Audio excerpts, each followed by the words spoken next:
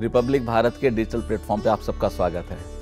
मैं हूं vastu grand master astrologer Ashish Gupta. आप सबको मेरे नमस्कार। आप जो अब मुझे सुन रहे हैं और भविष्य में हमारे जितने भी व्यूवर्स भारतवर्ष के या विश्व के जिस भी कोने से इस वीडियो को सुन रहे हैं, आप सबका मैं यहाँ पर अपने इस digital media platform Republic Bharat पर स्वागत करता हूँ। मित्रों, जैसा आप जानते हैं कि नवरात्र चल रहे हैं और नवरात्र में शक्ति की आराधना होती है। चैत्र नवरात्रे चल रहे हैं और 2 बार नवरात्रे आते हैं, तो जानते हैं आप सब। और नवरात्रे में नव दुर्गा की उपासना की जाती है। 9 दुर्गा की उपासना होती है, अलग अलग दिन, पहला नवरात्रा, द्वितीय नवरात्रा, इस तरह से शैलपुत्री, स्कंद माता, है ना, पूरे 9 दुर्गा की महागौरी तक उपासना की जाती है।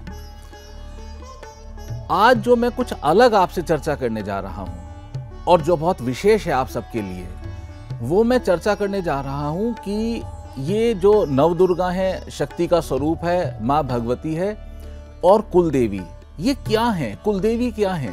क्या ये भी दुर्गा का ही स्वरूप है? इनका कनेक्शन क्या है नवरात्र से और इनका कनेक्शन क्या है आपसे, व्यक्तिगत आपके परिवार से? आप सब लोग इस चीज को जानते हैं कि परंपरा से जो हमें कुछ चीजें मिली हैं, और मैं बड़ा इस बात में क्या बोलूं, धन्य महसूस करता हूं कि हमारी भारतीय सनातन परंपरा में हमें जो कुछ बहुत विशेष मिला है, उसमें एक हमें मिला है हमारी कुलदेवी की स्तुति, या कुलदेवी पे हम लोग जिसको मोटे तौर पे बोलते हैं धौक खाना, है ना। धौक खाने का शब्द हम यूज करते हैं, मत्था टेकना। और दूसरा मिलता है हमें परंपरा से हमारे पितरों की सेवा। तो ये 2 चीज, कुलदेवी और पितृ सेवा, ये हमारे जीवन में हम कितना ग्रो करने वाले हैं, हम कितना आगे बढ़ेंगे, जीवन में कैसा सुख भोगेंगे, ये 2 चीज अगर आपकी इम्बैलेंस हैं या इनकी एनर्जीज अगर सिंक्रोनाइज नहीं है, तो लाइफ में बहुत सारी प्रॉब्लम्स आने वाली हैं। तो आज क्योंकि नवरात्रे चल रहे हैं, तो इसलिए मैं कुलदेवी की बात करूंगा। देखो, मैं आज पितरों वाली बात आज नहीं कर पाऊंगा क्योंकि उससे फिर हमारी वीडियो बहुत लंबी हो जाएगी। तो आज कुलदेवी की बात करेंगे और मैं आपको बताऊंगा कि कुलदेवी कौन होती हैं, इनकी पहचान क्या है, नाराज हो तो कैसे होती है, इनको कैसे मनाया जा सकता है। और मैं शेयर करूंगा कि जो हमारे भारतवर्ष में जो हमारा वो समुदाय जो 1947 में हमारे भारत की मुख्य भूमि पर आए, मुख्य रूप से हमारा पंजाबी समुदाय, उनके साथ क्या अनहोनी हुई, क्या त्रासदी हुई और उसका हल क्या है, कुलदेवी के आधार पे मैं आपको चर्चा करूंगा। कृपया मेरे इस वीडियो को अंत तक देखिए और हर उस व्यक्ति तक भेजिए जिनको कुलदेवी से संबंधित कुछ ना कुछ मिसकॉन्सेप्ट, मिस इन्फॉर्मेशन है, या तो लाइफ में कुछ ना कुछ लगातार ऑब्स्टेकल्स आ रहे हैं। हमने जैसे जैसे जीवन हमारा आगे बढ़ा, तो क्या हुआ कि मतलब हमारे फोरफादर्स की बात कर रहा हूँ, तो क्या हुआ कि फोरफादर्स को कभी कोई प्रॉब्लम आई, कभी कोई पंगा हुआ, कभी उनका असैसिनेशन भी हुआ, है ना, कभी उनको अच्छा भी हुआ। तो जब जब जीवन में कष्ट आया, मेजर कष्ट आया, तो किसी ने उनकी मदद की। किसने मदद की? उसने मदद की कि जिसको ईश्वर ने उनकी हेल्प या सिक्योरिटी, सेफ्टी के लिए नियुक्त किया और उसको हमारी नॉलेज के बिना अपनी स्पेशल पावर्स दी कि नहीं, आप इनको सिक्योर करो। और दोस्तों, ये ना आप सबके जीवन में हुआ होगा, आप सबका अनुभव है। आप अपनी लाइफ को पीछे एक बार अनफोल्ड करके देखिए, आपको लगेगा भाई उस समय तो बस गए थे, कोई अनजानी शक्ति आई, काम कर गई। हम सबका अनुभव है ये अनजानी शक्ति, जिसका अनुभव हमें सबको है। ये वो शक्ति है जो हमारे डीएनए से कनेक्ट होकर चलती है। कैसे चलती है कनेक्ट होकर, वो बताता हूं आपको। आपके फोरफादर्स रहे, मेरे फोरफादर्स रहे, हम सबके फोरफादर्स रहे। तो हुआ क्या कि कभी भी अगर कुछ प्रॉब्लम आई तो इस शक्ति ने आके सपोर्ट किया और हमें बचाया, हमारे फोरफादर्स को बचाया। हमारे फोरफादर्स बचे तो आज हम एग्जिस्ट करते हैं। तो हम जो आज हैं, लेकिन हमारा जो डीएनए वो हमारे फोरफादर्स हैं, ठीक है ना। तो यानी कि उन्होंने हमारे डीएनए को बचाया। तो जो कुलदेवी है, कुलदेवी is known as the protector of your DNA.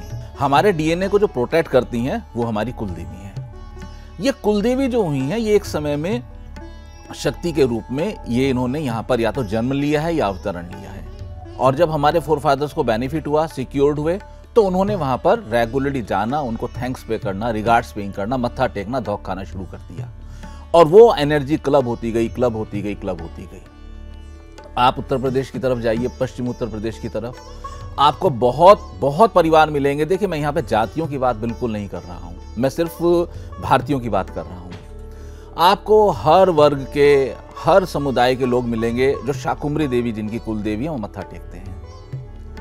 आप जींद, कुरुक्षेत्र, हरियाणा की तरफ जाइए, आपको बहुत सारे मिलेंगे जो बनभोरी के मत्था टेकते हैं, वो उनकी कुल देवी हैं। आप गुड़गांव, रेवाड़ी, इस हरियाणा की इस बेल्ट पे जाइए, आपको बहुत लोग मिलेंगे जो मत्था टेकते हैं गुड़गांव वाली देवी को, वो उनकी कुल देवी हैं। ऐसे आशापूर्णा देवी हैं राजस्थान में।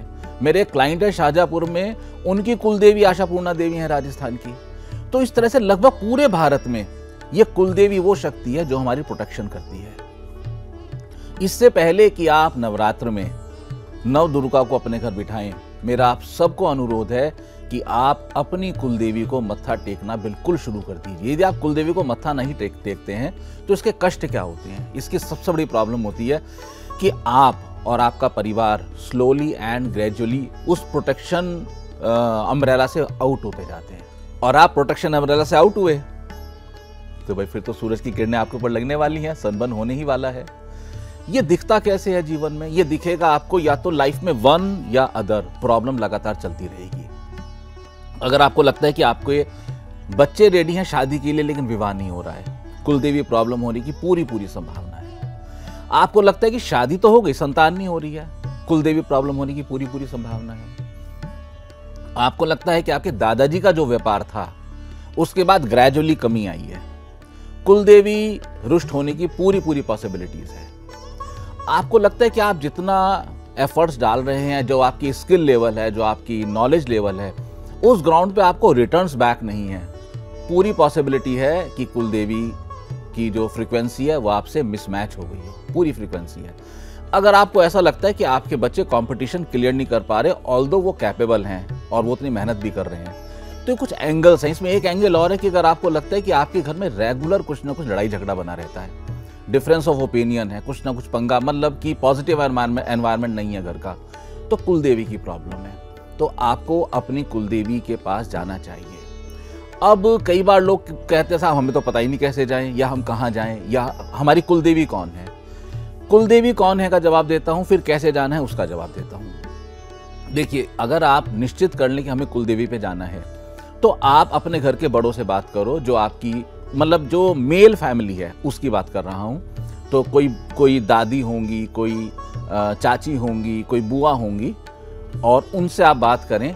तो अगर आप इस चीज़ की खोजबीन करेंगे तो आपको आपके परिवार के बुजुर्ग महिलाओं से विशेषकर, हालांकि मेल से भी पता लग सकता है, पर मेरा अनुभव आया 80% केसेस में लेडीज से इन्फॉर्मेशन मिल जाती है। तो जो बुजुर्ग आपकी ताई चाची हैं या आपकी सास हैं या बुआ जी हैं, बुआ जी को अक्सर पता होता है, तो आप उनको बात कीजिए और उनसे फाइंड आउट कीजिए कि भाई वो ऐसा कुछ व्यवस्था थी क्या कि हम बाल उतरवाने कहीं जाते थे या शादी के बाद धौक खाने कहीं जाते थे। एक बार आप ये फाइंड आउट कीजिए, आपको पता लगेगा वो आपकी कुलदेवी हैं। जब आपको पता लग जाए कि वो आपकी कुलदेवी हैं तो आपको कुछ नहीं करना है। आपने अपनी पत्नी को, मतलब यहाँ पे हेड ऑफ द फैमिली की बात कर रहा हूँ मैं, वो अपनी वाइफ को साथ लेके और वहाँ पर जाएं कुलदेवी पे, और जो वहाँ पे व्यवस्था है प्रसाद की, नारियल चुन्नी जरूर चढ़ाना है, वो ऑफर करें। लेकिन सबसे बड़ी चीज़ ऑफर करनी है उनको कि माँ मेरे से गलती हो गई थी, मैंने तेरा हाथ छोड़ दिया था, मैं वापस आ गया हूँ, मैंने तेरा हाथ फिर पकड़ लिया है, मुझे स्वीकार कर। आप विश्वास करें, जब आप प्रेम और भक्ति में लीन होके अपनी कुलदेवी के दरवाजे पे जाके ये प्रार्थना करेंगे तो वो प्रार्थना अवश्य फलित होगी। मैं अब तक के अपने कैरियर में सैकड़ों लोगों की ये कुलदेवी की सेटिंग करा चुका हूँ, ये जो फ्रीक्वेंसी मिसमैच है इसको मैच करा चुका हूँ, और उसके रिजल्ट्स मैंने देखे हैं जीवन में। और जब आप वापस चलें तो उनको कहें माँ मैं पुनः आऊँगा, और साल में एक बार वहाँ पर जाने की व्यवस्था अवश्य बनाएं। साल में एक बार कुलदेवी का होता है, आप बार बार मत जाइए, कोई ज़रूरत नहीं है। सेकंड, लोग कहते हैं साहब बहुत भीड़ होती है, कैसे जाए नवरात्रे में। अरे भाई, नवरात्रे में जाने में किसी में कुछ लिखा है क्या? शास्त्र कहता है कि शुक्ल पक्ष में जाइए, जब मून फुल मून टाइम होता है उसमें जाइए, बस धौक लगाने के लिए। आप वैसे तो कभी भी जा सकते हैं, लेकिन जो धौक लगानी है, हाजिरी देनी है, उसके लिए आप फुल मून टाइम पे जाइए। साल के 12 महीने में कभी भी जाइए। मैं तो तब जाता हूँ जब मेरी कुलदेवी के पास भीड़ की व्यवस्था बहुत कम होती है। ऐसे ही आप भी कीजिए।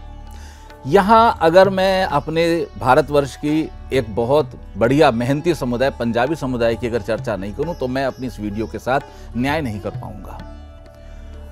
1947 में जो डिवीज़न हुआ और हमने भौतिक तल पे देखा कि जो हमारे भाई बंधु वहाँ से आए बेचारे, अपना जो उनका अर्निंग्स थी, पैसा था, ज़मीन था, जायदाद थी, बिलोंगिंग्स थी, सोना चांदी सब छोड़ के आ गए।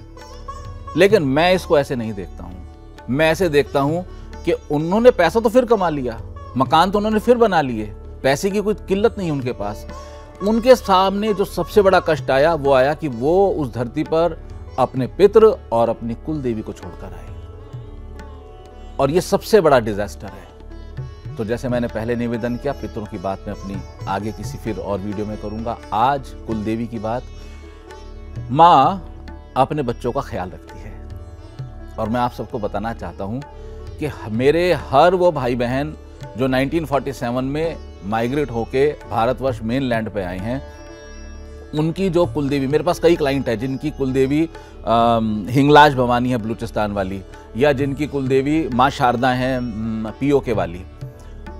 माँ ने बहुत बड़ी कृपा की है। दिल्ली में एक बहुत बड़ा शक्तिपीठ है माँ झंडेवालान। दिल्ली और दिल्ली के आसपास के लोग, मेरे ख्याल से कोई ही परिवार होगा जो वहाँ पे अपने माता को प्रार्थना करने नहीं गए। पंजाबी समुदाय के लिए ये स्पेशल व्यवस्था है कि वो वहाँ जाके माँ को मत्था टेकें, माँ को अपना बना लें।